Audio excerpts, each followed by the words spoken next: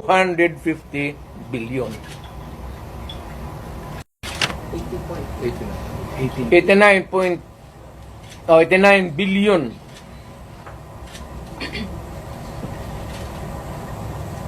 Of that 89 billion,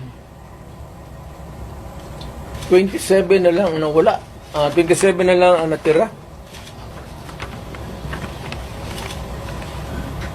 Paano yan? Hindi man maano ng Kongreso. Ang atin is, bakit nila pinakialaman? Pero Mr. President, if you see that it is really, may estafa case, na yan, ang problema ganito, if we're going to file a case sa court, but the justice system, the courts, is a government thing. No, the court ang pumapasok ang Supreme Court. Kana hinintuan na sila eh. Huwag mong pakialaman yan, kaya hindi yan inyo. Ako, fiscal ako, ang alam mong minalbers nila yung pera eh. Ang naiwan kasi 29 billion lang. Out of the 89, 29 na lang. But can we say, Saan ang pera namin? Sabi daw, binalik Mayor. Ano, ibalik mo, wala mang pera. Maghiram nga ng pera eh. Ang gobyerno na ito, walang project. Wala kang nakikita ng project. Maintenance na lang. Kasi ayuda, ano yan, akap, ayuda. Tupad. Yun, naubos doon. Naubos ni Romualdez kasi Romualdez, congressman lang, pero left and right ang pamigay niya. Oh, may tag 5,000 kayo ngayon. Nakita ko sa CTV kagabi.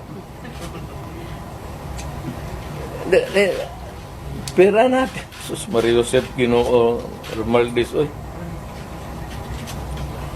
Nangawa ka naman sana sa amin.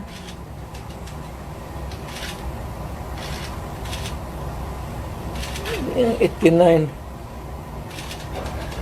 Ang Maharlika Fund, ang target nila sa ito ang 250 billion. Kinuna nila ang GSIS ng 62.5 billion. Yan, pera rin ng mga taga-gobyerno yung empleyado. Kami sa namin. Sa mga trabahante yan, mag-housing loan ka, ito, kinuha, binigay para ayuda. Ang mga membro nito, hindi na makaloon, enrollment ng mga bata, mahirapan sila nito kasi magkakaroon ito ng anomaly sa flow ng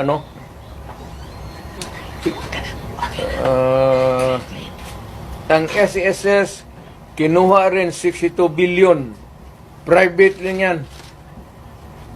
Para sa mga empleyado, LBP 62 billion, DBP 62 billion.